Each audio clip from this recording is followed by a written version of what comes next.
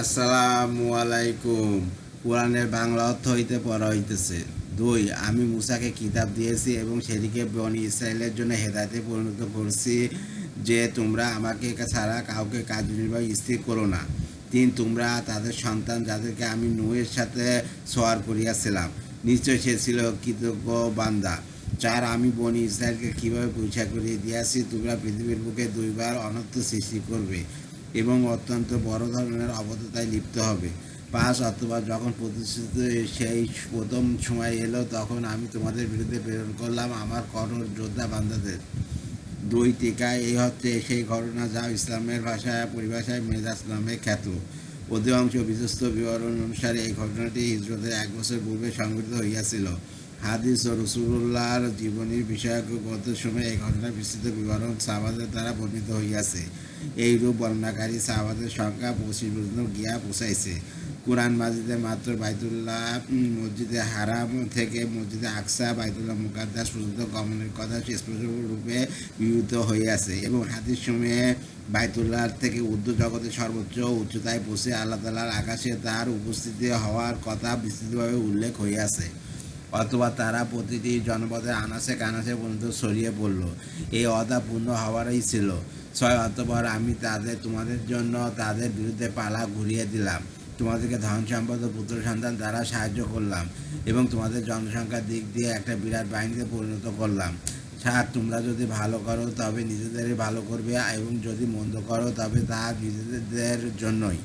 এবার যখন দ্বিতীয় সেই সময়টি এলো তখন অন্য বান্দাদের প্রেরণ করলাম যাতে তাদের মুখমণ্ডল বিবৃত করে দেয় আর মসজিদে ঢুকে পড়ে যেমন প্রথমবার ঢুকেছিল এবং যেখানে জয়ী হয় সেখানে পুরোপুরি ধ্বংসযজ্ঞ চালায়।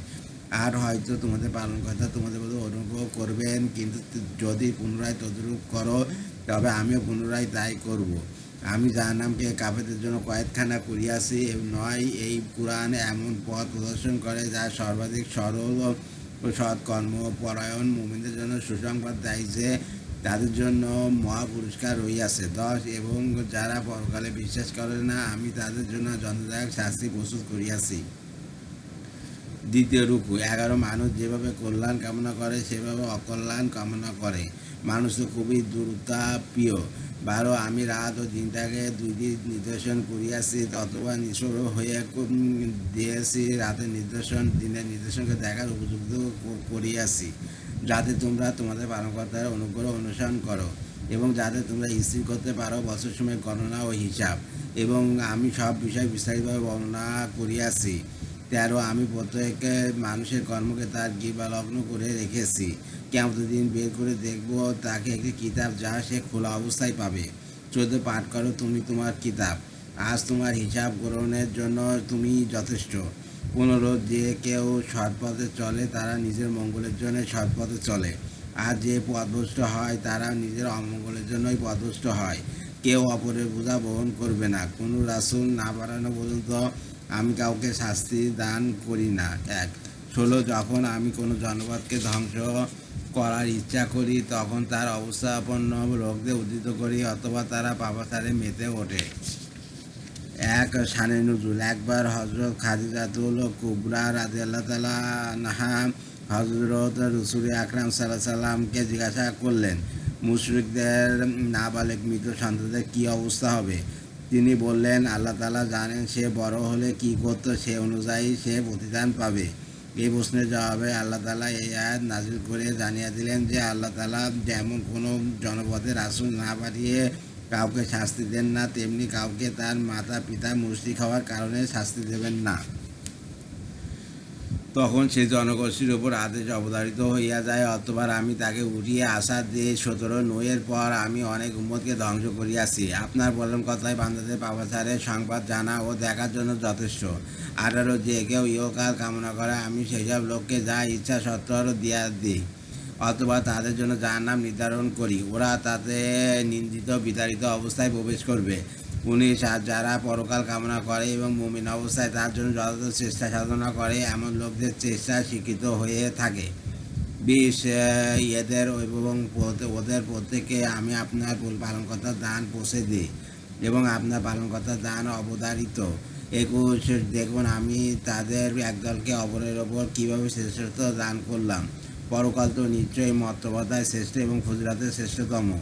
22 স্থির করো না আল্লাহর সাথে অন্য কোনো উপাস্য, তাহলে তুমি নিন্দিত ও অসহায় হয়ে পড়বে। 3 রুকু। 23 তোমার পালনকর্তা আদেশ করেছেন তাকে ছাড়া অন্য কারো ইবাদত করো না এবং পিতামাতার সাথে সৎ ব্যবহার করো। তাদের মধ্যে কেউ অথবা উভয় যদি তোমার জীবদ্দশায় বার্ধক্যে উপনীত হয় তবে তাদের শব্দটি বলো না এবং তাদের ধমক দিও না এবং তাদের শিষ্টাচারপূর্ণ কথা বলো। 24 তাদের সামনে ভালোবাসার সাথে নম্রভাবে মাথা নত করে দাও এবং বলো, হে পালনকর্তা, তাদের উভয়ের প্রতি রহম করো যেমন তারা আমাকে শৈশবকালে লালন পালন করিয়াছেন। 25 তোমাদের পালনকর্তা তোমাদের মনে যা আছে তা ভালোই জানেন। যদি তোমরা সৎ হও তবে তিনি তবাকারীদের জন্য ক্ষমাশীল। 26 আত্মীয় স্বজনকে তার হক দান করো, অভাবগ্রস্ত আর মুসাফিরকেও এবং কিছুতেই অবহেলা করো না। 27 নিশ্চয় অপব্যয়কারীরা শয়তানের ভাই, শয়তান স্বীয় পালনকর্তার প্রতি অতিশয় অকৃতজ্ঞ।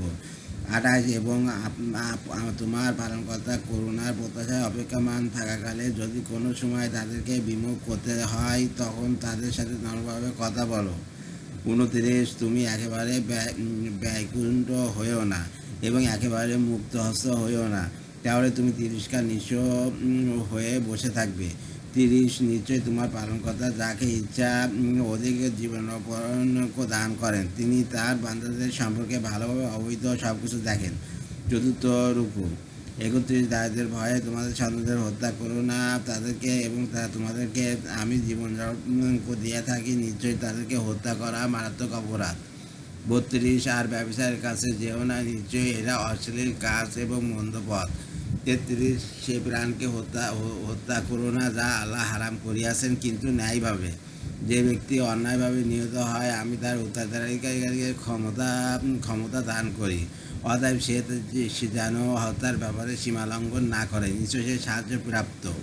34 আর এতিমের মালের কাছে যেও না একমাত্র তার কল্যাণ আকাঙ্ক্ষা ছাড়া, সে যৌবনে পদাবন্ন করা পর্যন্ত অঙ্গীকার পূর্ণ করো, নিশ্চয়ই অঙ্গীকার সম্পর্কে জিজ্ঞাসাবাদ করা হবে। 35 মেপে দেওয়ার সময় পূর্ণ মাপে দেবে এবং সঠিক দাড়িপাল্লায় ওজন করবে, এটা উত্তম, এর পরিণাম শুভ। 36 যে বিষয়ে তোমার কোনো জ্ঞান নেই তার পিছনে পড়ো না, নিশ্চয়ই কান, চক্ষু, অন্তঃকরণ এদের প্রত্যেকটি জিজ্ঞাসিত হবে। 37 পৃথিবীতে দম্ভভরে পদচারণা করো না, নিশ্চয়ই তুমি কখনো ভূপৃষ্ঠ বিদীর্ণ করতে পারবে না এবং উচ্চতায় তুমি তখনই পর্বত সমান হতে পারবে না। 38 এইসবের মধ্যে যেগুলো ভালো মন্দ কাজ সেগুলো তোমার পালনকর্তার কাছে অপছন্দনীয়। 39 এটা ওই হিকমতের অন্তর্ভুক্ত যা আপনার পালনকর্তা আপনাকে ওই মারাফত দান করিয়াছেন। আল্লাহর সাথে অন্য কোনো উপাস্য স্থির করবেন না, তাহলে অভিযুক্ত এবং আল্লাহর অনুগ্রহ থেকে বিতাড়িত অবস্থায় জাহান্নামে নিক্ষিপ্ত হবেন। 40 তোমাদের পালনকর্তা কি তোমাদের জন্য পুত্র সন্তান নির্ধারিত করিয়াছেন এবং নিজেদের জন্য পরিস্থিতি কন্যারূপে গ্রহণ করিয়াছেন? নিশ্চয়ই তোমরা গুরুতর গহিত কথাবার্তা বলছো। 5 রুকু। 41 আমি এই কোরআনে নানাভাবে বুঝিয়াছি যাতে তারা চিন্তা করে, অথচ এতে তাদের কেবল বিমুখিতায় বৃদ্ধি পায়। 42 বলুন, তাদের কথা মতো যদি তার সাথে অন্যান্য উপাস্য থাকতো তবে তারা আরশের মালিক পর্যন্ত পৌঁছার পথ অনুসরণ করত। 43 তিনি নিয়াতের পবিত্র ও মহিমান্বিত এবং তারা যা বলে থাকে তা থেকে বহু ঊর্ধ্বে। 44 সপ্ত আকাশ ও পৃথিবী এগুলোর মধ্যে যা কিছু আছে সব কিছু তার পবিত্রতা ও মহিমা ঘোষণা করে, এমন কিছু নেই যা তার প্রশংসা, পবিত্রতা ও মহিমা ঘোষণা করে না, কিন্তু তাদের পবিত্রতা মহিমা ঘোষণা তোমরা অনুধাবন করতে পারো না। নিশ্চয়ই তিনি অতি সহনশীল, ক্ষমাপরায়ণ। 2 45 যখন আপনি কোরআন পাঠ করেন তখন আমি আপনার মধ্যে ও পরকালে অবিশ্বাসীদের মধ্যে প্রচণ্ড পর্দা ফেলে দিই। 1 শানে নজুল। ইসলাম পূর্ব অন্ধকার যুগে কাফেররা বিভিন্ন কারণে সন্তানদের হত্যা করত, তার মধ্যে প্রধান কারণটি ছিল অভাব অনটন। তাই আল্লাহ তাআলা ঘোষণা করলেন যে কন্যা পুরুষ কোনো সন্তানকে হত্যা করা চলবে না। তফসিরে ইবনে কাসির খাজেন এখানে প্রতিশোধ গ্রহণের অধিকারপ্রাপ্ত ব্যক্তিকে উত্তরাধিকারী বলা হইয়াছে। নিহত ব্যক্তির কোনো উত্তরাধিকারী থাকলে সেই প্রকৃত অলি, অন্যথায় বাদশাহ এই ক্ষমতাপ্রাপ্ত উত্তরাধিকারী। বয়তুল কুরআন। 2 টিকা অর্থাৎ সমগ্র সৃষ্টি এবং এর প্রতিটি বস্তু নিজেদের পুরো অস্তিত্ব এই সত্যের সাক্ষ্য দান করেছে যে যিনি এই সমস্ত সৃষ্টি করিয়াছেন এবং যিনি এইসবের প্রতিপালন ও রক্ষণাবেক্ষণ করিয়াছেন, তার সত্তা সকল দোষ ত্রুটি এবং দুর্বলতা থেকে পবিত্র ও তার খোদাই ও পবিত্রের ব্যাপারে কেউ তার অংশীদার ও সমতুল্য হবে এই কলঙ্ক থেকে তিনি মুক্ত ও পবিত্র। 46 আমি তাদের অন্তরের ওপর আবরণ রেখে দিই যাতে তারা একে উপলব্ধি করতে না পারে এবং তাদের কর্ণকুয়ারে সিপি এঁটে দেয় যখন তা আপনি কোরআন পাকের কথা পালনকর্তার একত্র আবৃত্তিত করেন, তখনও অনীহাবশত ওরা পৃষ্ঠ প্রদর্শন করে চলে যায়। 47 যখন তারা কান পেতে আপনার কথা শোনে তখন তারা কেন কান পেতে তা শোনে তা আমি ভালো জানি এবং এও জানি গোপনে আলোচনাকালে যখন জালেমরা বলে তোমরা তো এক জাদুগ্রস্ত ব্যক্তির অনুসরণ করছো। 48 দেখুন ওরা আপনার জন্য কেমন উপমা দেয়, ওরা পথভ্রষ্ট হইয়াছে অতএব ওরা পথ পেতে পারে না। 49 তারা বলে যখন আমরা অস্তিত্বে পরিণত ও চূর্ণবিন্ন হয়ে যাব তখনও কি নতুন করে সৃজিত হয়ে উদ্ধিত হব। 50 বলুন তোমরা পাথর হয়ে যাও কিংবা লোহা 51 অথবা এমন কোনো বস্তু যা তোমাদের ধারণায় খুব কঠিন, তথাপি তারা বলবে আমাদেরকে পুনর্বার কে সৃষ্টি করবে। বলুন যিনি তোমাদেরকে প্রথমবার সৃজন করিয়াছেন। অথবা তারা আপনার সামনে মাথা নাড়বে এবং বলবে এটা কবে হবে। বলুন হবে সম্ভবত শীঘ্রই। 52 যেদিন তিনি তোমাদেরকে আহ্বান করবেন অথবা তোমরা তার প্রশংসা করতে করতে চলে আসবে এবং তোমরা অনুমান করবে যে সামান্য সময় অবস্থান করিয়াছিলে। 3 ষষ্ঠ রুকু 53 আমার বান্দাদেরকে বলে দিন তারা যেন যা উত্তম এমন কথাই বলে। শয়তান তাদের মধ্যে সংঘর্ষ বাধায়, নিশ্চয় শয়তান মানুষের প্রকাশ্য শত্রু। 54 তোমাদের পালনকর্তা তোমাদের সম্পর্কে ভালোভাবে জ্ঞাত আছেন, তিনি যদি চান তোমাদের প্রতি রহম করবেন কিংবা যদি চান তোমাদের আযাব দেবেন। আমি আপনাকে ওদের সবার তত্ত্বাবধায়ক রূপে প্রেরণ করিনি। 55 আপনার পালনকর্তা তাদের সম্পর্কে ভালোভাবে জ্ঞাত আছেন যারা আকাশসমূহে ও ভূপৃষ্ঠে রহিয়াছে। আমি তো কতক পয়গম্বরের ওপর শ্রেষ্ঠত্ব দান করিয়াছি এবং দাউদকে জবুর দান করিয়াছি। 56 বলুন আল্লাহ ব্যতীত যাদের তোমরা উপাস্য মনে করো তাদের আহ্বান করো। 3 টিকা অর্থাৎ পৃথিবীতে মৃত্যুর সময় থেকে আরম্ভ করে কিয়ামতের পুনরুত্থান দিবস পর্যন্ত সময় তোমাদের মাত্র কয়েক ঘন্টার বেশি বলে মনে হবে না। তোমরা সেই সময়ে মনে করবে তোমরা কিছুক্ষণ নিন্দায় মগ্ন ছিলে, আকস্মিক শাসনের শোরগোল তোমাদেরকে জাগিয়ে তুলিয়েছে। বিরোধীরা যতই অসহনীয় কথাবার্তা বলুক না কেন, কোনো অবস্থায় মুসলমানদের হক বিরুদ্ধ কোনো কথা মুখ থেকে বের হওয়া উচিত নয় এবং কোনোদিন আত্মহারা হয়ে বেহুদা কথায় দেওয়া উচিত হবে না। তাদের ঠান্ডা মাথায় সংযুক্তভাবে হিসাব করে তাদের দাওয়াতের মর্যাদা মোতাবেক হক কথা বলা দরকার। অথচ ওরা তো তোমাদের কষ্ট দূর করার ক্ষমতা রাখে না এবং তা পরিবর্তনও করতে পারে না। 57 যাদের তারা আহ্বান করে তারা নিজেরাই তো তাদের পালনকর্তার নৈকট্য লাভের জন্য মধ্যস্থ তালাশ করে। তাদের মধ্যে কে নৈকট্যশীল? তারা তার রহমতের আশা করে এবং তার শাস্তিকে ভয় করে। নিশ্চয়ই আপনার পালনকর্তার শাস্তি ভয়াবহ। 58 এমন কোনো জনপদ নেই যাকে আমি কিয়ামতের দিবসের পূর্বে ধ্বংস করব না অথবা যাকে কঠোর শাস্তি দেব না। এটা তো গ্রন্থে লিপিবদ্ধ হয়ে গেছে। 59 পূর্ববর্তীরা নির্দেশন অস্বীকার করার ফলে আমাকে নির্দেশনাবলী প্রেরণ থেকে বিরত থাকতে হইয়াছে। আমি বোঝাবার জন্য সামুদকে উস্তি দিয়াছিলাম অথবা তারা তার প্রতি জুলুম করিয়াছিল। আমি ভীত প্রদর্শনের উদ্দেশ্যে এই নির্দেশনাবলী প্রেরণ করি।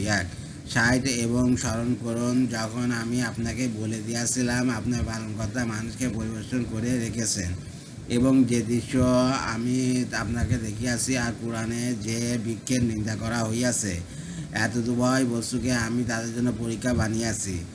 আমি তাদেরকে ভয় প্রদর্শন করি কিন্তু এতে তাদের অবাধ্যতা আরও বৃদ্ধি পায়। 17 স্মরণ করুন যখন আমি ফেরেশতাদেরকে বললাম আদমকে সেজদা করো, তখন ইবলিস ব্যতীত সবাই সেজদা করে গেল। সে বলল আমি কি এমন ব্যক্তিকে সেজদা করব যাকে আপনি মাটি দ্বারা সৃষ্টি করিয়াছেন। 62 সে বলল দেখুন তো এ না সে ব্যক্তি যাকে আপনি আমার চাইতে উচ্চ মর্যাদা দিয়েছেন। যদি আপনি আমাকে কিয়ামত দিবস পর্যন্ত সময় দেন তবে আমি সামান্য সংখ্যক ছাড়া তার বংশধরদের সমূলে নষ্ট করে দেব। 63 আল্লাহ বলেন চলে যা অথবা তাদের মধ্যে থেকে যে তোর অনুগামী হবে জাহান্নামী হবে তাদের সবার শাস্তি ভরপুর শাস্তি। 64 তুই শত করে তাদের মধ্য থেকে যাকে পারিস স্বীয় আযাব দ্বারা স্বীয় অশ্বরাহী ও পদাতিক বাহিনী নিয়ে তাদের আক্রমণ কর, তাদের দত্ত সম্পদ ও সন্তানের শরিক হয়ে যা এবং তাদের প্রতিশ্রুতি দে। ছলনা ছাড়া শয়তান তাদেরকে কোনো প্রতিশ্রুতি দেয় না। 65 আমার বান্দাদের ওপর তোর কোনো ক্ষমতা নেই, আমার পালনকর্তা যথেষ্ট কার্যনির্বাহী। টিকা কাফেররা মোহাম্মদ সাল্লাহ সাল্লামের কাছে তাদেরকে কোনো মুনাজাত দেখানোর যে দাবি জানাতো, এই হচ্ছে সেই দাবির জবাব। মর্ম হচ্ছে এইরূপ মুনাজাত দেখে নেওয়ার পরও যখন লোকেরা তার প্রতি মিথ্যা আরোপ করে তখন রূপেই তাদের উপর আল্লাহ তাআলা আযাব নাজিল হয় এবং এইরূপ কমকে ধ্বংস না করে ছেড়ে দেওয়া হয় না। এটা হচ্ছে আল্লাহর একান্ত করুণা যে তিনি এইরূপে কোনো মুনাজাত প্রেরণ করেছেন না, কিন্তু তোমরা এইরূপ নির্বোধ যে মোজাজাত দাবি করে সামুদ জাতির মতো পরিণতি লাভ করতে চাচ্ছ। আলহামদুলিল্লাহ, কোরআনের বাংলা অর্থ হইতে পড়া আছে আমার ইউটিউব চ্যানেল লিপুন কুরাস, ওইটাকে আপনারা সাবস্ক্রাইব করবেন, লাইক কমেন্ট শেয়ার দেবেন। প্রথমে আল্লাহর কাছে মাপ চেয়ে নিচ্ছি, ভুল ভ্রান্তি হয়ে গেলে মাফ করে দেবেন। আর হচ্ছে তারপর আপনার কাছেও ক্ষমাসুলভ দৃষ্টিতে আপনারা দেখবেন ভুল ভ্রান্তি হয়ে গেলে। আর আমার ইউটিউব চ্যানেল লিপুন কুরাস, ওইটাকে সাবস্ক্রাইব করবেন আর লাইক কমেন্ট শেয়ার দেবেন, এতে আমি উৎসাহিত হই। আর রিপন কুরাস হচ্ছে আমার ফেসবুক পেজ, ওইটাকে আপনারা ফলোতে রাখবেন। সবাই ভালো থাকবেন, সুস্থ থাকবেন এবং স্বাভাবিক থাকবেন। আল্লাহ হাফেজ।